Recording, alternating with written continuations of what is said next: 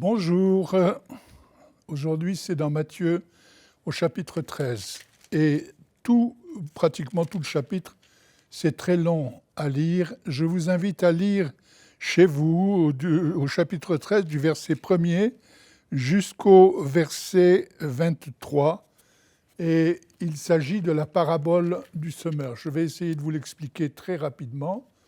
Jésus nous parle de sa parole qu'il compare à une graine. Et il se dit, le semeur, celui qui répand la parole, l'évangéliste, on va dire, va jeter sa parole et elle va tomber d'une part sur le bord du chemin, d'autre part dans un terrain pierreux, d'autre part dans un chemin broussailleux, et enfin le quatrième terrain, c'est le terrain de la bonne terre. Ce qui est important pour nous, c'est de comprendre ce qui se passe. Lorsque la graine tombe sur le chemin, il est dit que le cœur est fermé.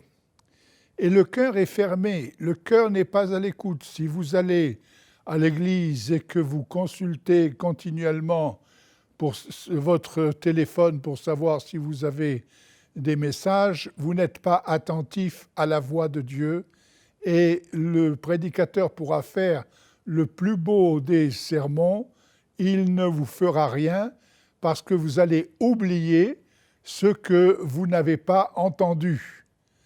Et ça, ce sont pour ceux qui sont sur le bord du chemin. Ce sont des personnes qui sont remplies de leur ego, en quelque sorte, et qui n'ont aucune place pour l'écoute. Lorsqu'elles vous écoutent, vous avez l'impression qu'elles vous écoutent, alors qu'en fait, elles préparent la réponse à ce que vous êtes en train de dire, mais elles ne vous écoutent pas. Il est important d'écouter, d'accorder du temps au Seigneur pour écouter sa parole. Le second terrain, c'est la parole qui tombe dans un terrain pierreux. Et là, la graine sort, mais elle ne peut pas aller très très haut parce que le soleil est très fort.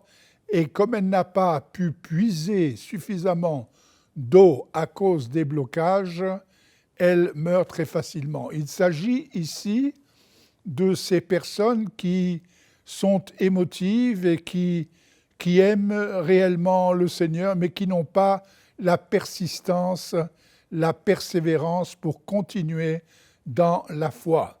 Le moindre vent de panique et les voilà totalement paniqués.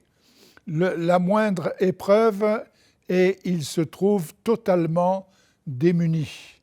Ils ne peuvent pas aller tellement de l'avant.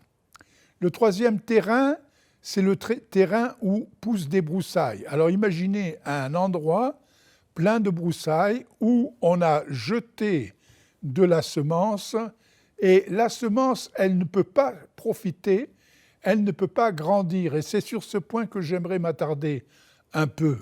Qu'est-ce que cela signifie ? Eh bien, cela signifie les croyants qui veulent le beurre et l'argent du beurre.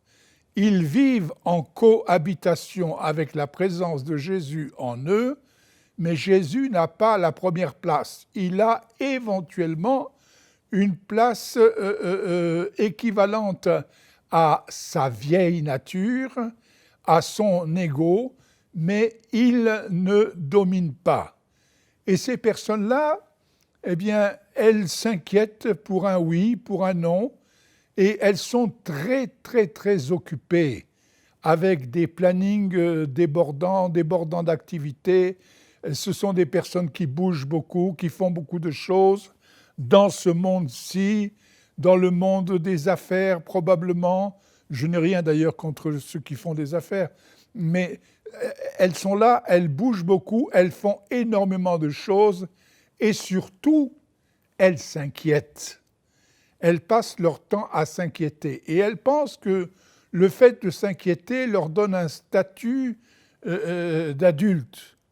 Une mère, par exemple, dira « Ah, on est en juillet, il va falloir qu'on s'inquiète de la rentrée des classes. C'est peut-être une façon de parler, mais on n'a pas besoin de s'inquiéter pour le lendemain quand on sait que celui qui nous habite, celui qui est en nous, celui dont la pensée est en nous, nous a dit « le lendemain aura soin de lui-même ». Ne vous faites aucun souci pour ce que vous mangerez, pour ce que vous boirez.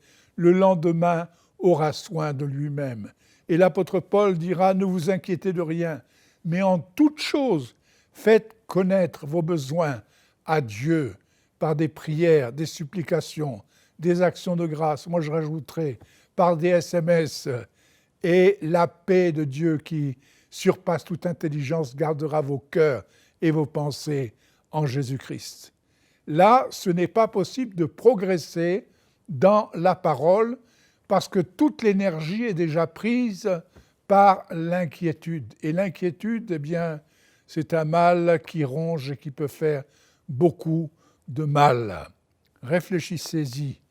Et le quatrième terrain, c'est le terrain qui a été labouré, qui a été préparé et dans lequel on va planter des graines et ces graines pousseront selon la personne, selon les dons qu'elle a reçus de Dieu, selon la foi, la mesure de foi que Dieu a donnée à telle ou telle personne, eh bien, il poussera du fruit à 100%, ou à 60%, ou à 30%, mais c'est dans une terre saine et sainte que va naître le fruit de l'Esprit, qui est amour, joie et paix. Lisez cela dans l'Épître aux Galates. Soyez bénis dans cette journée. À bientôt.